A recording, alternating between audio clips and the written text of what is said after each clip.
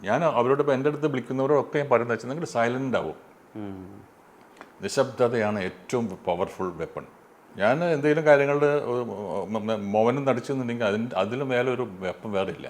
അപ്പോൾ നിങ്ങളുടെ മനസ്സിലുള്ള, ഞാൻ എല്ലാ ആൾക്കാരോടും പറഞ്ഞു, ഞാൻ ഇടയ്ക്കിടയ്ക്ക് അവർ വിളിക്കും തന്നെ, ഞാൻ പറയുന്നത് നിങ്ങൾ ഒന്നും പ്രതികരിക്കണ്ട,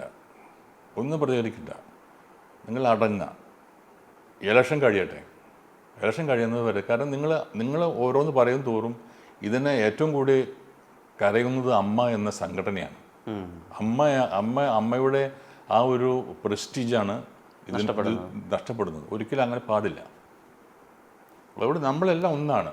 ഞാൻ എല്ലാവരോടും പറഞ്ഞിട്ടുണ്ട്, നിങ്ങൾ ഒന്നും മിണ്ടണ്ട, ഈ മിണ്ടിയതൊക്കെ മതി, ഇതത് സ്റ്റൈലുണ്ട്, ഇനി കുറച്ച് ദിവസങ്ങളും മതിയുള്ളൂ, അത് കഴിഞ്ഞാൽ നമുക്ക് ഇതൊക്കെ സോൾവ് ചെയ്യാമെന്ന്. കാരണം അങ്ങനെ സോൾവ് ചെയ്യാൻ പറ്റാത്ത ഒരു പരാതിയും ഇന്നേ വരെ അമ്മയിലും ഉണ്ടായിട്ടില്ല. സിൻസിയറായിട്ട് നിഷ്പക്ഷമായിട്ട് നിന്നാൽ, ഒരു പ്രസിഡൻറ്റ് നിഷ്പക്ഷമായിട്ട് നിന്ന് കാര്യങ്ങൾ കേൾക്കുകയും അതിന് സൊല്യൂഷൻ ചെയ്തു കഴിഞ്ഞാൽ മാറ്റാവുന്ന പ്രശ്നങ്ങൾ ഇന്ന് അമ്മയിലുള്ളൂ. ഈ ആളുകൾ പ്രതികരിക്കുമ്പോൾ ഉണ്ടാവേണ്ട ഒരു ഉത്തരവാദിത്ത ബോധമുണ്ടല്ലോ, അതിനെപ്പറ്റി സാർ എന്താ വിചാരിക്കുന്നത്? വിനായകൻ നിലവിൽ അമ്മയിൽ അംഗമല്ല, പക്ഷെ വിനായകനെ പോലെ ഒരു നടൻ, യേശുദാസിനെ പോലെ ഒരു കലാകാരനെ അധിക്ഷേപിക്കുക, ചീത്ത വിളിക്കുക, ഇത് കാണുമ്പോൾ ഒരു കലാകാരൻ എന്നുള്ള രീതിയിലുള്ള പ്രതികരണം എന്തായിരിക്കും? എനിക്ക് അതായത് ഞാൻ പറഞ്ഞിട്ട് ഞാൻ എല്ലാത്തിനും ഒരുപാട് പ്രതികരിക്കുന്ന ഒരാളാണ്, മനസ്സിലായില്ലേ? അത് കാരണം ഇതൊന്നും നമ്മൾ പ്രതികരിക്കേണ്ട ആവശ്യമില്ല, മനസ്സിലായില്ലേ?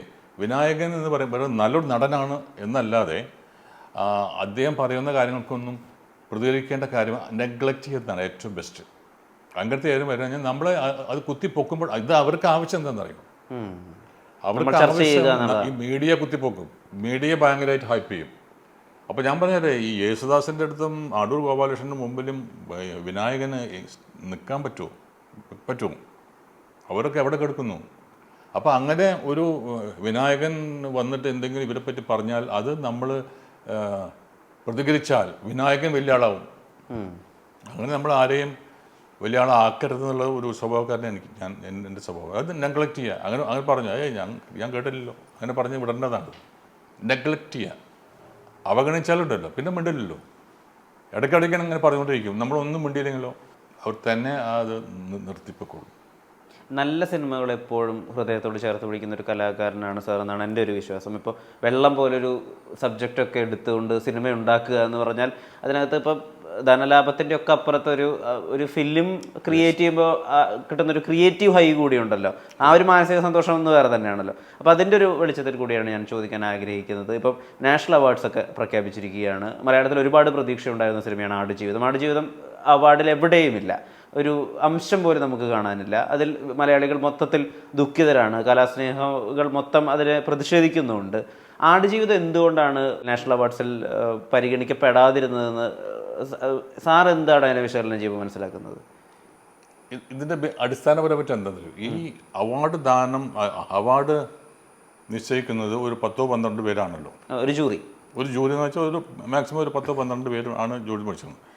ഒരു നല്ലതാണോ ചീത്തയാണോ എന്ന് തീരുമാനിക്കുന്നത് ഈ 10-12 പേരാണിത്. അതൊരു യൂണിവേഴ്സൽ അക്സെപ്റ്റൻസ് അല്ല.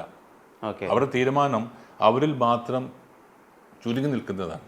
അപ്പോൾ അവരുടെ മനസ്സിൽ ആ സമയത്ത് വന്ന അഭിപ്രായം, ജനങ്ങൾ വമ്പിച്ച വലിയ രീതിയിൽ സ്വീകരിച്ച ചില പടങ്ങളെ പറ്റി അവാർഡ് കിട്ടാത്ത പോകുന്നതിൻ്റെ മെയിൻ കാരണം ഈ 12 പേരിൽ ആ സമയത്ത് അവർ കാണുമ്പോൾ ഉണ്ടാകുന്ന ചില മാനസികമായ ചില അഭിപ്രായങ്ങളുണ്ട്. അതാണ്. അതുകൊണ്ട് ഞാൻ അങ്ങനെയുള്ള അഭിപ്രായം അങ്ങനെ ആവരുത് എന്നാണ് എൻ്റെ ആവശ്യം. അങ്ങനെ ഒരു 12 പേര് മാത്രം ഒരു സിനിമ കണ്ടിട്ട് അഭിപ്രായം പറയാൻ പറ്റിയ ആൾക്കാർ ഇന്ന് ഇല്ല നമുക്ക്. അങ്ങനെ ജൂറിയിൽ സെലക്ഷനൊക്കെ ഉണ്ടല്ലോ. ഇപ്പം ജൂറിയിൽ സെലക്ഷൻ മുഴുവനും നമ്മൾ നോക്കുമ്പോൾ അറിയാം അത് ഏതെങ്കിലുമൊക്കെ ഒരു സ്വാധീനത്തിൽ വന്ന സംഗതിയാണ്. അല്ല സാർ, ഞാൻ മറ്റൊരു എക്സാമ്പിൾ കൂടി എടുത്ത് ചോദിച്ചോട്ടെ. ഇപ്പോൾ അഗ്നിപഥും പെരുന്തച്ഛനും ഇറങ്ങുന്നു. അഗ്നിപഥിലെ പ്രകടനത്തിനാണ് അമിതാഭ് ബച്ചൻ അവാർഡ് കിട്ടുന്നത്. പെരുന്തച്ഛനെ വെച്ച് നോക്കുമ്പോൾ അഗ്നിപഥ് എവിടെ നിൽക്കുന്നു എന്ന് നമുക്ക് എളുപ്പത്തിൽ വിലയിരുത്താവുന്നതാണ്. ഇവിടെ ആടുജീവിതമുണ്ട്, തട്ടുപൊളിപ്പൻ സിനിമയായ ഷാരൂഖ് ഖാൻ്റെ ജവാനും ഉണ്ട്. ജവാനാണ് അദ്ദേഹത്തിന് നാഷണൽ അവാർഡ് കിട്ടുന്നത്, ഷാരൂഖ് ഖാന്. എങ്ങനെയാണ് ഷാരൂഖ് ഖാൻ്റെ പ്രകടനത്തിൽ നിന്ന് ആടുജീവിതത്തിലെ പൃഥ്വിരാജിൻ്റെ പ്രകടനം കുറഞ്ഞു പോയതെന്ന് മനസ്സിലാക്കാൻ പറ്റാത്തത് കൊണ്ടാണ് ചോദിക്കുന്നത്. അത് തീർച്ചയായും ഒരു ഈ പറഞ്ഞ പോലെ ഒരു ഉത്തരേന്ത്യൻ ലോബി സ്വാധീനം ആ ഒരു രീതിയിൽ തന്നെയല്ലേ നമ്മൾ കണ്ടു മനസ്സിലാക്കേണ്ടത്? തീർച്ചയായിട്ടും. അതായത് ലോബിയൊക്കെ ഉണ്ട്. ഞാൻ പറഞ്ഞാൽ ഇതിനകത്ത് ഞാൻ ഈ ആടുജീവിതം 3 പ്രാവശ്യം കണ്ട ആളാണ്. 3 പ്രാവശ്യം ഞാൻ കണ്ടു.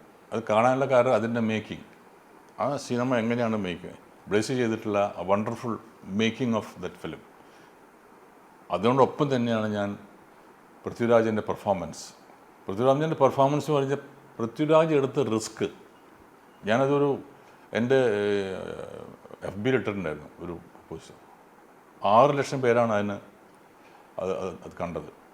പൃഥ്വിരാജ് എന്ന നടൻ അനുഭവിച്ച ആ വേദനകളുണ്ടല്ലോ, ആ റിസ്ക്, കാരണം ജീവൻ തന്നെ പോകുന്ന തരത്തിലുള്ള ഒരു സംഗതി ഞങ്ങൾ കാണിച്ചത്, മനസ്സിലായില്ലേ? ഞാൻ അത് കാണാൻ വേണ്ടിയിട്ടാണ് ഞാൻ 3 പ്രാവശ്യം പോയത്. ഇയാൾ എടുത്ത ശ്രമം എങ്ങനെയാണ് അത് നമ്മളൊരു മലയാളത്തിൽ ഇനി വേറൊരു മനുഷ്യൻ, വേറൊരു നടനും, അതും ഒരു സൂപ്പർ സ്റ്റാറായ പൃഥ്വിരാജിന് അതിൻ്റെ ആവശ്യമില്ല. ഇതേപോലെ കംപ്ലീറ്റ് ഇതില്ലാതെ, ആഹാരമില്ലാതെ, വെള്ളം കുടിക്കാതെ അദ്ദേഹം ചെയ്ത ഒരു പെർഫോമൻസ് ഉണ്ടല്ലോ, ആ റോളിന് വേണ്ടിയിട്ട്, ആ ക്യാരക്ടറിന് വേണ്ടി അദ്ദേഹം അനുഭവിച്ച വേദനകൾ, റിസ്ക്, ഡെഫിനറ്റ്ലി അതാണ് ജൂറി കൺസിഡർ ചെയ്യേണ്ടത്. അതാണ് കാരണം ആ ആർട്ടിസ്റ്റ് ആ കഥാപാത്രത്തിന് വേണ്ടി എത്രത്തോളം ശാരീരികമായും മാനസികമായിട്ടുള്ള ഒരു പ്രഷേഴ്സ് ഉണ്ടാക്കിയെടുത്ത് അതിനുവേണ്ടി അതിൻ്റെ ഒരു പെർഫോമൻസിൻ്റെ നല്ല ഒരു റിസൾട്ട് കിട്ടാൻ വേണ്ടി അദ്ദേഹം സ്വീകരിച്ച ത്യാഗോജ്വലമായ കാര്യങ്ങൾ, ഇതൊക്കെ ആയിരിക്കണം കൺസിഡർ ചെയ്യേണ്ടത്. ഉർവശിയും സമാനമായ ഒരു സ്റ്റേറ്റ്മെന്റ് പറഞ്ഞിരുന്നു. ജവാനിൽ എന്താണ് ഇത്ര മേന്മയുള്ളതായി ജൂറി കണ്ടതെന്നാണ് ഉർവശി ചേച്ചി ചോദിക്കുന്നത്. നമുക്ക് ഒന്നുമില്ല, നത്തിങ്. ഞാൻ കണ്ടിട്ടുണ്ട് ജവാനിൽ ഒരു അവാർഡും കൊടുക്കാനുള്ള ഒരു ചാൻസ് അതിനകത്തില്ല. 1% പോലും ജവാന് കൊടുക്കാനുള്ള അതിനകത്തില്ല. അതിന് അർഹൻ പൃഥ്വിരാജ് തന്നെയാണ്. ബെസ്റ്റ് നാഷണൽ വിന്നർ ആവേണ്ടത് ഈ ആടുജീവിതത്തിലെ പൃഥ്വിരാജിന് കിട്ടേണ്ടതാണ് ആ അവാർഡ്. കേരള സ്റ്റോറി എന്ന പേരിലൊരു സിനിമ ഉണ്ടാവുകയും കേരളത്തിൽ ഒരു വിധത്തിലും സ്റ്റാറ്റിസ്റ്റിക്കലി പോലും നോക്കുകയാണെങ്കിൽ കണക്കുകളില്ലാത്തതുമായൊരു സിനിമ എടുക്കുന്നു. ആ സിനിമ മികച്ച ഡിറക്ഷനും മികച്ച സിനിമാറ്റോഗ്രഫിക്കും അവാർഡിന് അർഹമാവുന്നു. അത് ഒരു തരത്തിൽ പറയുകയാണെങ്കിൽ നമ്മുടെ കേരളത്തിന് തന്നെ അപമാനമായി മാറുന്നൊരവസ്ഥയല്ലേ അത്? ആ സിനിമ വാസ്തവത്തിൽ ഞാൻ കണ്ടിട്ടില്ല. കേരള സ്റ്റോറി കണ്ടിട്ടില്ല. ഞാൻ കാണാനായിട്ട് എനിക്ക് കിട്ടിയില്ല. അത് കാണണം. ഞാൻ കണ്ടു കഴിഞ്ഞാൽ എൻ്റെ അഭിപ്രായം പറയാം.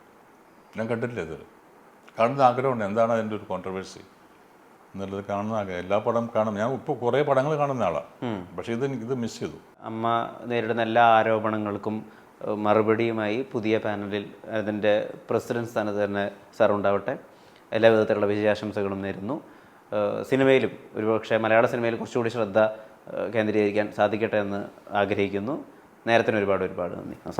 നമസ്കാരം. Thank you so much.